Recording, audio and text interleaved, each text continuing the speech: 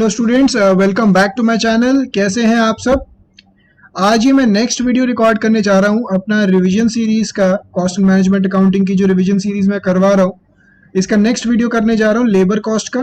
तो इस वीडियो के अंदर हम ये दोनों टॉपिक्स कवर करने वाले हैं, absorption of wages, components of wages and efficiency ratio. तो अगर ये वीडियोस आपको फटाफट से स्टडी मटेरियल से रिवाइज करने हैं तो ये वीडियो आपके लिए है खास तौर से। मेरा नाम है ईशान गुप्ता और मैं एक चार्टर्ड अकाउंटेंट हूँ। मैं सीए फाउंडेशन और सीए इंटरमीडिएट लेवल पे पढ़ाता हूँ और ये वीडियो खास तौर से इंटरमीडिएट के स्टूडेंट्स के लिए मैं बना रहा हूँ। इंटरमीडिएट के स्टूडेंट्स के लिए मैंने क्या किया है, कॉस्ट एंड मैनेजमेंट अकाउंटिंग का जो सब्जेक्ट मेरा है, इसको मैंने छोटे छोटे वीडियोस के अंदर, रिविजनरी वीडियोस के अंदर डिवाइड कर रखा है और पूरा का पूरा स्टडी मटेरियल जो इंस्टीट्यूट सीए इंस्टीट्यूट इशू करता है उसको कवर करने की कोशिश की है। तो इस वीडियो के अंदर ये दोनों टॉपिक्स कवर होंगे, तो फटाफट से इनको देखते हैं। लास्ट वीडियो के अंदर हम बहुत ही इंपॉर्टेंट टॉपिक कवर कर चुके हैं, हेल्से और रॉबर। अभी हम हैं पेज नंबर 3.33 के ऊपर और यहाँ पे कुछ बातें स्टार्ट होंगी आज, देखते हैं।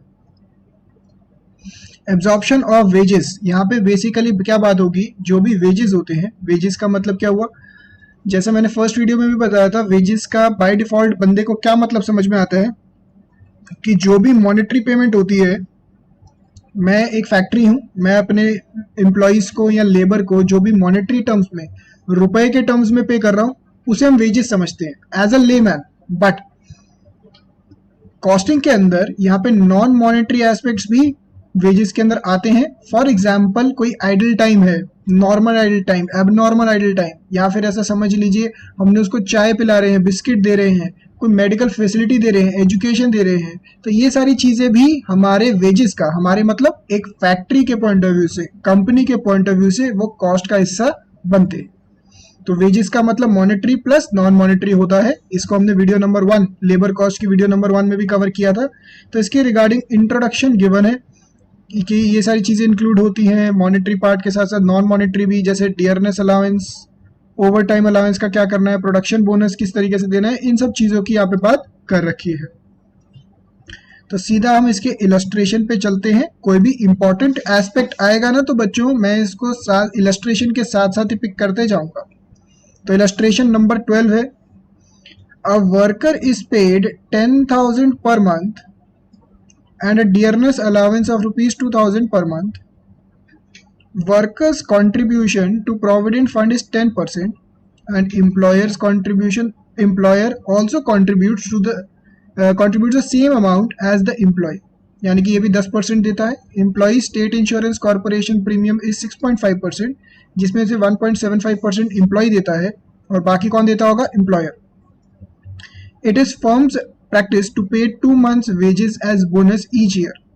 The number of working days in a year is 300 of 8 hours each, out of which the worker is entitled to 15 days leaves on full pay. Calculate the wage rate per hour. तो wage rate per hour निकालना है।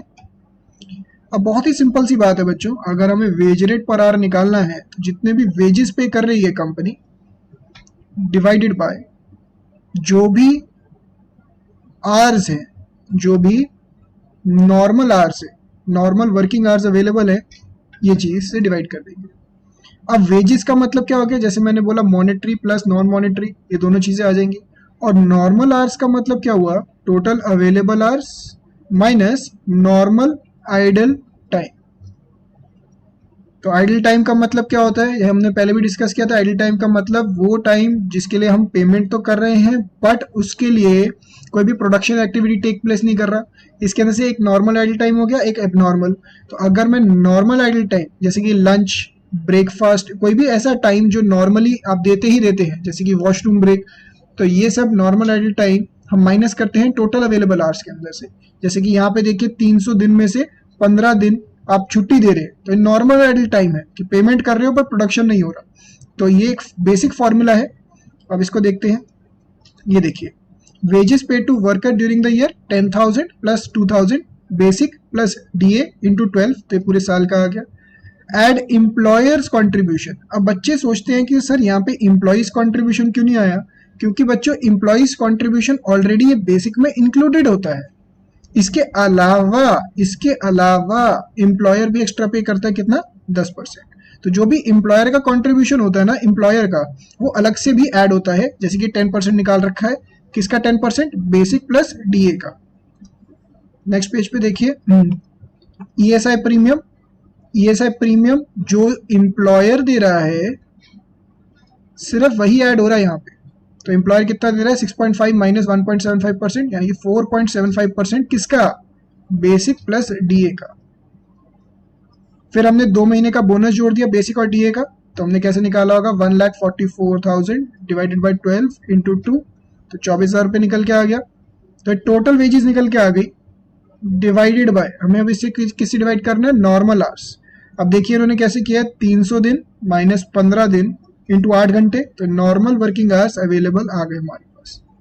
तो इस तरीके से इन्होंने निकाल दिया। कहने का मतलब नॉर्मल आइडल टाइम का एग्जैक्टली सेम ट्रीटमेंट हुआ एक तरीके से जैसा हमने नॉर्मल लॉस का ट्रीटमेंट किया था। कहाँ पे? मटेरियल कॉस्ट के चैप्टर में। इसी चीज को यहाँ पे कुछ लिखा भी हुआ है, तो देखिए फटाफट से। अगेन जो ये एडजस्टमेंट है ना नॉर्मल आइडल टाइम की, उसको फिर से यहाँ पे रिपीट कर रखा है। बेसिक पे, डीए, फ्रिंज बेनिफिट्स, 300 दिन, 20 दिन are availed of as holidays on full pay basis, तो 300 माइनस 20, नॉर्मल वर्किंग डेज इतने हैं और 8 घंटे पर डे हैं, तो 2240, ये क्या आ गए? नॉर्मल वर्किंग आवर्स, यानी कि डिनोमिनेटर आ गया हमारे पास। और ये क्या है? इसको क्या बोल रहा हूं बच्चों में? Normal idle time. ठीक है, तो इसको बेसिकली हमने डिनोमिनेटर में से माइनस कर दिया। और वेजेस कैसे निकाले? देखिए बेसिक वेजेस, अब यहाँ पे कुछ इन्होंने इसको यहाँ पे लिखने की बजाय यहाँ पे लिखना चाहिए। इन्होंने ईयरली निकाला, फ्रिंज बेनिफिट्स इस तरीके से निकाले और divided by number of hours किया, तो वेज रेट निकल के आ गया। तो बहुत ही सिंपल सा क्वेश्चन था। एग्जाम में अगर थोड़ा क्वेश्चन आएगा तो थोड़ा ज्यादा कॉम्प्लेक्स क्वेश्चन आने के चांसेस रहते हैं, तो बहुत ही सिंपल क्वेश्चन था। अब यही चीज को देखिए इन्होंने किस तरीके से आप एक फॉर्मूला बेस्ड पे समझा दिया है। ये देखिए, रेट पर आर निकालने के लिए total estimated monetary benefits plus non monetary benefits divided by budgeted direct employers minus normal idle time. तो ये वाला हिस्से को हम ऐसे भी बोल सकते हैं, नॉर्मल बजटेड आवर्स अवेलेबल। ठीक है, नेक्स्ट एक छोटा सा कॉन्सेप्ट है बच्चों एफिशिएंसी रेटिंग का, या फिर इस कॉन्सेप्ट को मैं बोल सकता हूं एफिशिएंसी रेशियो। अब इस कॉन्सेप्ट के रिगार्डिंग अगर मैं आपकी बुक देखूं तो आपको इतना ज्यादा कुछ डाटा गिवन नहीं है, कुछ अंडरस्टैंडिंग के लिए इतना ज्यादा गिवन नहीं है, but examination point of view से एफिशिएंसी रेशियो एक इंपॉर्टेंट कॉन्सेप्ट है। समझते हैं कैसे। लास्ट वीडियो के अंदर मैंने कुछ आपको बोनस स्कीम के क्वेश्चंस करवाए थे। कौन से? हेल्से एंड रोवन। एग्जाम के पॉइंट ऑफ व्यू से वेरी इंपॉर्टेंट। कभी कभार क्या होता है, कुछ बोनस के क्वेश्चंस एग्जाम में आते हैं बट उसके अंदर कोई भी स्कीम नहीं होती। स्कीम मतलब हेल्से रोवन की स्कीम नहीं होती। वहां पे एफिशिएंसी रेशियो यूज करके एक्सप्लेन किया होता है। अब एफिशिएंसी रेशियो का मतलब क्या होता है उसको भी समझ लेते हैं। एफिशिएंसी रेशियो के दो फॉर्मूला होते हैं,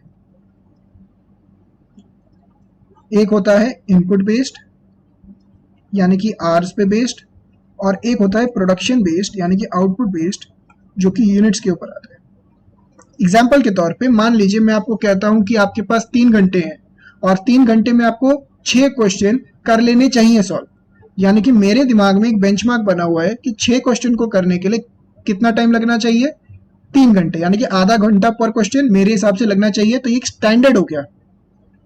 बट बच्चे ने क्या किया, उसी 3 घंटे के अंदर 6 की जगह 7 क्वेश्चन कर दिए।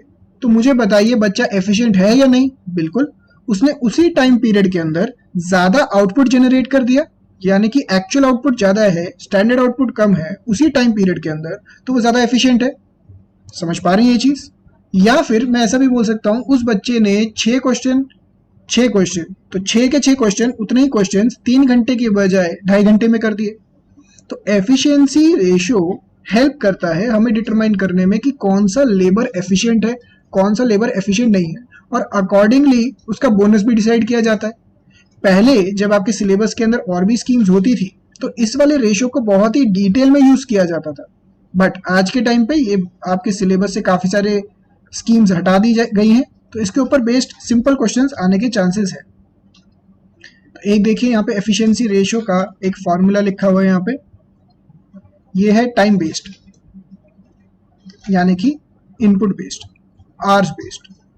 Time allowed as per standard divided by time taken, या फिर इसको ऐसे भी लिख सकते हैं स्टैंडर्ड आवर्स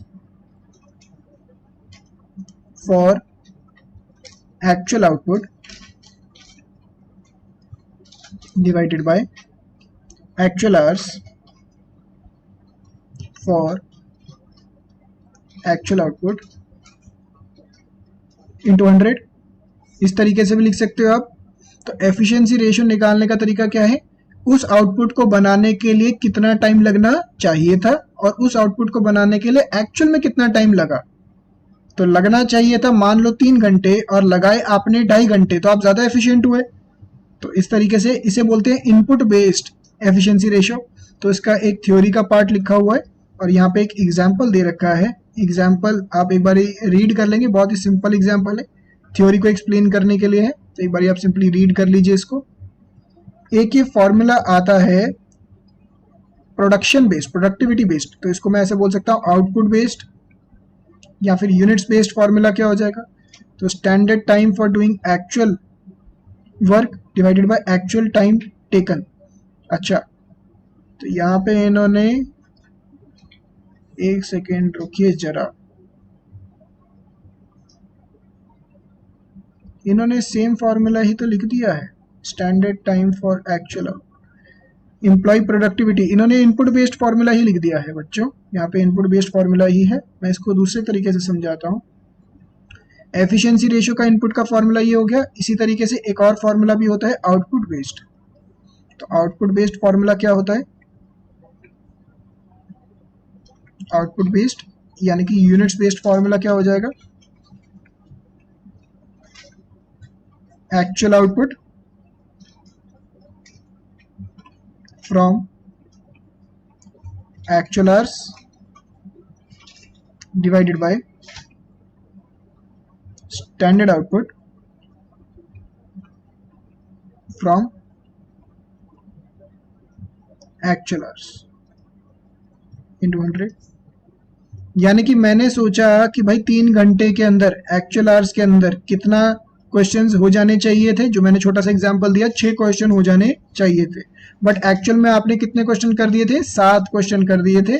तो आउटपुट के ऊपर ये फॉर्मूला हो जाता है आउटपुट बेस्ड एफिशिएंसी रेशियो का फॉर्मूला, और इनपुट बेस्ड का ये फॉर्मूला हो जाता है।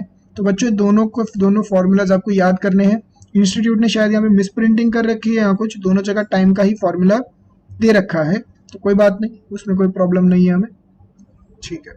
तो इस वीडियो के अंदर हमने यहाँ तक कवर किया, और नेक्स्ट वीडियो हमारे इस चैप्टर की आखिरी वीडियो होगी लेबर कॉस्ट की। अब रोना नहीं है बच्चों, उसके बाद हम अगला चैप्टर स्टार्ट करेंगे। अब लेबर कॉस्ट जाने वाला है, तो जाने वाले चैप्टर को बहुत ही अच्छे से खत्म करिए। लेबर टर्नओवर रेशियोज के बारे में कुछ स्टडी करेंगे, फटाफट से इसको रिवाइज करेंगे और उसके बाद नेक्स्ट वीडियो स्टार्ट कर देंगे ओवरहेड की। तो मिलते हैं नेक्स्ट वीडियो, नेक्स्ट सेशन के अंदर, जहाँ पे मैं एम्प्लॉय टर्नओवर यानी कि लेबर टर्नओवर के कॉन्सेप्ट की बात करूंगा। तो होपफुली ये वीडियो आपको हेल्प करी होगी कि आपको कुछ कॉन्सेप्ट्स रिवाइज करने में, स्टडी मटेरियल को फर्दर कवर करने के लिए। तो इसी तरीके से जुड़े रहिए मेरे चैनल के साथ, अपने दोस्तों के साथ इसको शेयर करिए ताकि ज़्यादा से ज़्यादा लोगों को ये बेनिफिट मिल सके कि वो घर पे बैठे बैठाए छोटी छोटी वीडियोस के थ्रू स्टडी मटेरियल कवर करें। तो जुड़े रहिए एंड ऑल द बेस्ट, मिलते रहेंगे आगे भी। Thank you so much.